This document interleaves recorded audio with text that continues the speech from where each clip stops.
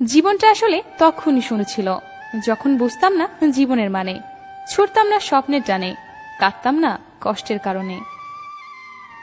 জীবনে যত বিপদে পড়বে তত তোমার কাছের মানুষগুলো চিনতে পারবে কে তোমার কত আপন। হাজারো দোষ করেও নিজেকে ভালোবাসি, কিন্তু সামান্য দোষেই অন্যকে ঘৃণা করতে একটু দ্বিধা হয় না। বড়ই অদ্ভুত আমরা।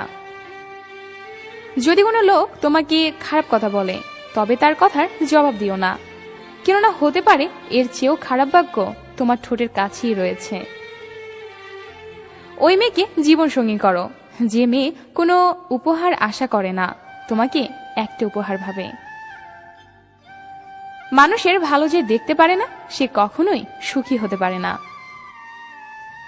যখন কারো সঙ্গে থাকবে বুঝতে পারবে ভালোবাসা কি, যখন সে এড়িয়ে চলবে বুঝতে পারবে জীবন কি।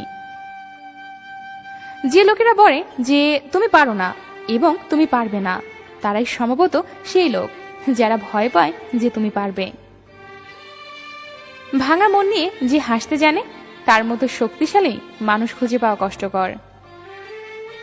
কখনো কারো কাছ থেকে কিছু প্রত্যাশা করবেন না, প্রত্যাশা অনেক কষ্ট দেয়।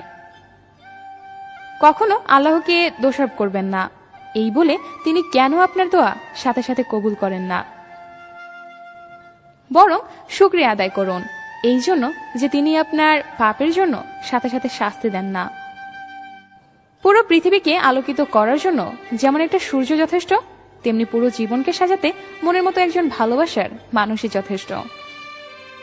কান্নার মতো গভীর কিছু নেই। একজনের দুঃখ অন্যজনকে স্পর্শ করে না, কিন্তু একজনের চোখের জল অন্যজনকে স্পর্শ করে। কারো ভালোবাসা অর্জন করার আগে আগে বিশ্বাসটা অর্জন করো।